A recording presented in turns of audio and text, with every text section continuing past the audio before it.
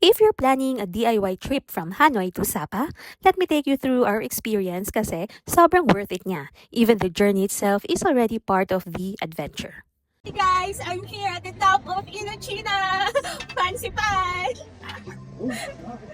So, from Hanoi, we booked a sleeper bus via Klook, the HK bus limousine, with a 10 p.m. departure. And super convenient kasi they picked us up directly from our hotel in Hanoi. Pagpasok mo pa lang sa bus, you'll feel na hindi na siya typical bus. Sobrang comfortable, may kumot, unan, chargers, plus may free water na rin. And yes, may CR sa loob ng bus, which is super helpful for long trips. They also made 2 stops along the way so you can stretch, use the restroom, or buy snacks. Travel time is around 6 hours, so nakatulog talaga kami ng maayos. Pagdating namin sa Sapa early morning, grabe, ibang level yung lamig. Super foggy as in, parang nasa clouds ka na agad pagbaba mo pa lang. So, pro tip lang, magdala ng makapal na jacket kasi hindi siya biro. From there, we were brought straight to our hotel, the Viet Trekking Sapa. Since we booked it a day before, sinulit na namin yung breakfast and a good decision talaga. This hotel is honestly one of the highlights of our trip. Ang ganda niya, overlooking the mountains and the monorail.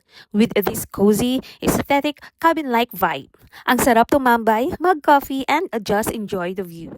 Parang ang peaceful ng energy niya, perfect for a birthday getaway.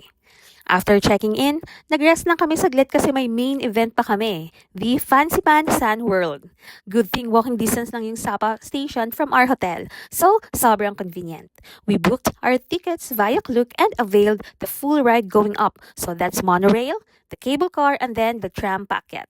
And guys, Fancy Pan is something else. It's known as the roof of Indochina. This place literally makes you feel like you're on top of the world.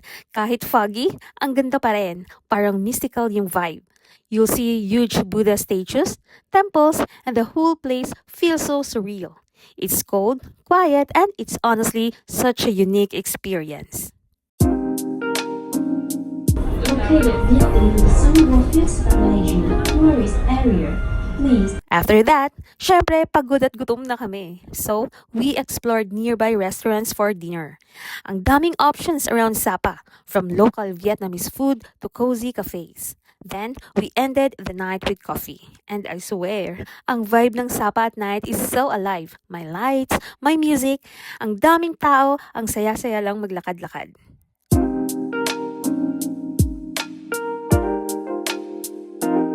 The next morning, chill mode muna kami because sobrang nakakapagod yung Fancy Pan. We stayed in and enjoyed